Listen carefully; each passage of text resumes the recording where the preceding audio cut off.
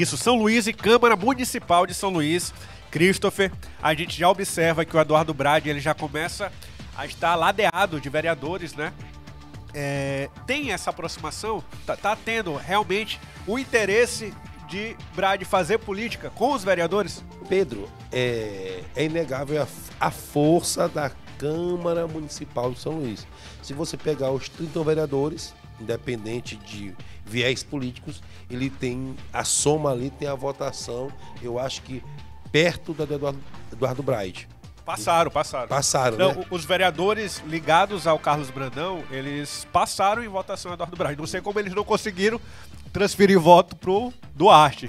Eu tenho minhas dúvidas, eu acho que sequer pediram voto pro Duarte. Há controvérsias, mas aí deixa como diz meu pai, na voz de Caruso, no passado, essas situações. Porque o que chama a atenção dessas histórias é que sempre um pouco de verdade. E se você pegar as filmagens dos últimos eventos do Brade, fotos, todo evento ele chama, inclusive o Marquinhos, que hoje é um pouco mais afastado, que lá à frente foi bem próximo. O Marquinhos é alguém sempre que está no lado da região. O coletivo Nós foi visto em alguns eventos onde tem os seus... A sua base. É o Penha, quase que não larga o Eduardo Brade. Não deixo ninguém, como é que é a expressão, cantar dar de galo no galinheiro? No meu galinheiro. Só que tem uma coisa aí, o presidente da Câmara, ele consegue,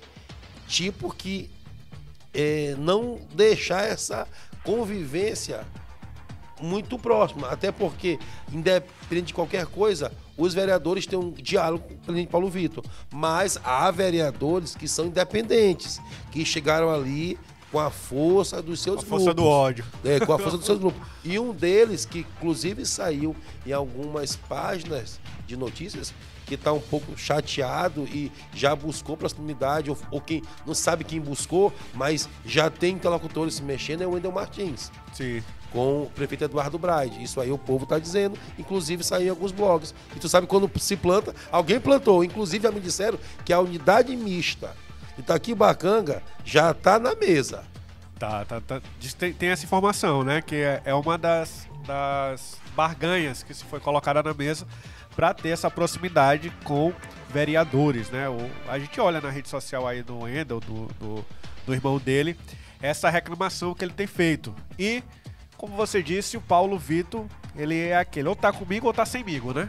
Ou tá ou não tá. E aí ele fica, na gestão passada deu muito certo, em que ninguém conseguia se aproximar do prefeito por conta de pressões ali do Paulo Vitor, de que se a pessoa tivesse esse diálogo com o prefeito, perderia espaço ali dentro da Câmara. Estamos falando de cargo, às vezes até contrato, espaço ali, dividindo o poder com os vereadores, Christopher. Porque na época, quando ele já virou presidente querendo ser prefeito. Então isso fez com que a Câmara se distanciasse de ter uma relação com a Prefeitura de São Luís. E o Brade viu que não precisava de ninguém, porque a popularidade dele aumentando, uma gestão não muito boa, que estava manchando a cada dia mais a imagem da Câmara, o prefeito Brade conseguiu fazer aquela narrativa de que havia perseguição e colocar ali tudo no colo de perseguição política por parte dos vereadores. E seguiu sozinho. Aquela história. Essas situações são dos bastidores da política de São Luís, que tem as suas particularidades, né? Mas assim, esse lançamento do Paulo Vitor, do presidente Paulo Vitor a prefeito de São Luís, foi um divisor de águas entre Câmara e gestão municipal.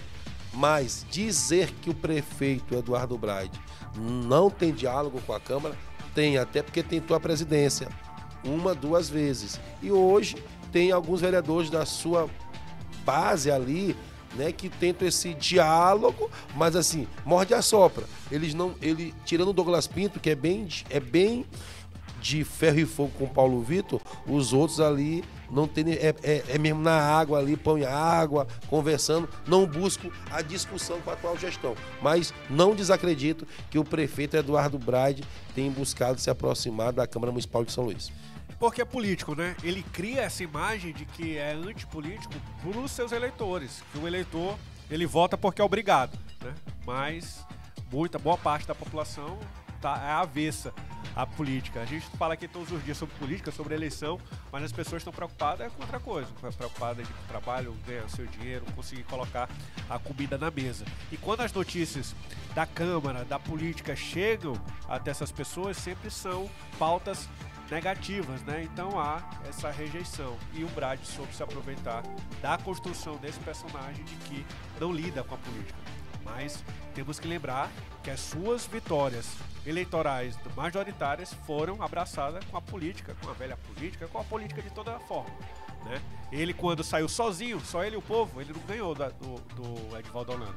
Mas aí, quando ele se junta com outros grupos políticos e principalmente no segundo turno, naquela primeira eleição dele, ele recebe o apoio do PDT, do União Brasil, de todos os outros candidatos, do Iglesias Moisés, do Wellington do Curso, do Geisael, todos os candidatos apoiaram o Brad por ter ali uma rejeição ao nome do Duarte Júnior, e aí ele conseguiu a vitória.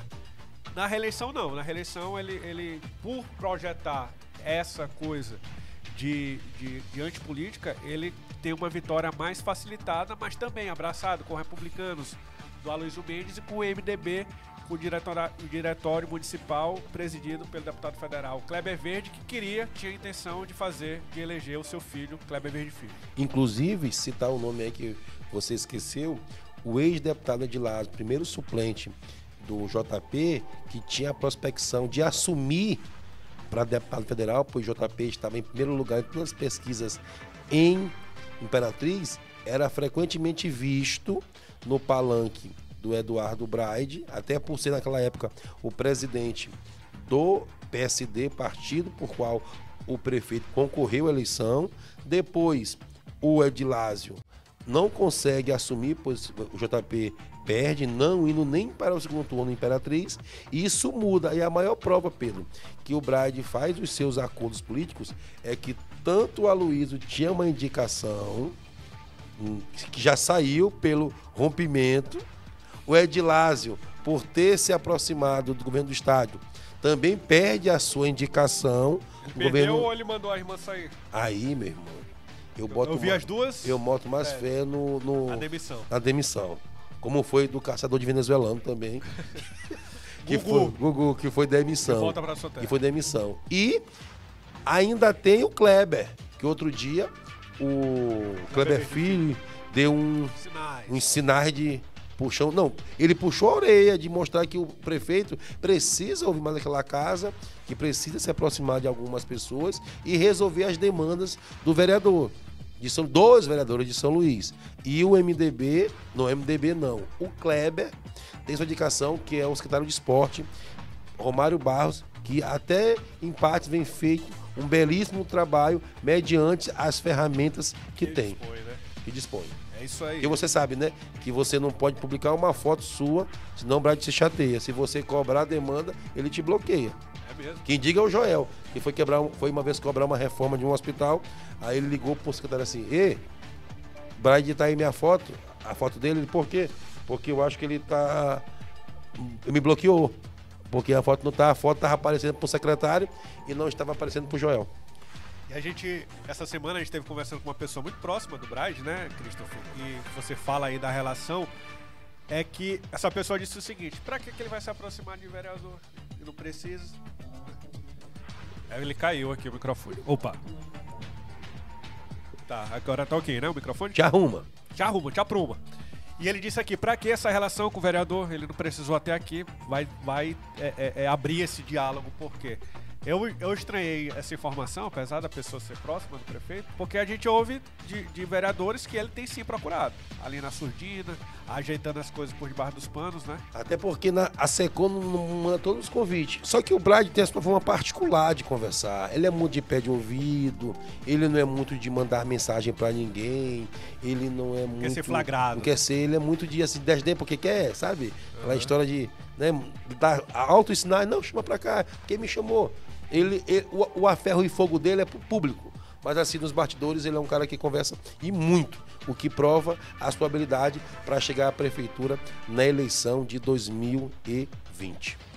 Olha só o Correia Júnior falando: Aloysio, super queimado como traidor no Maranhão, perdeu muito prestígio. Com o Aloysio, que toda eleição ele aumenta a sua votação, né? Ele consegue ampliar. Acho que a primeira eleição dele teve 50 e poucos mil votos, a segunda mais de 100 mil. É um político aí habilidoso. Então se ele fez essa troca, Christopher, porque ele tá vendo que essa falta de conversa com o Brad pode prejudicá-lo futuramente. Mudando de assunto, e ainda sobre o Aloysio Mendes,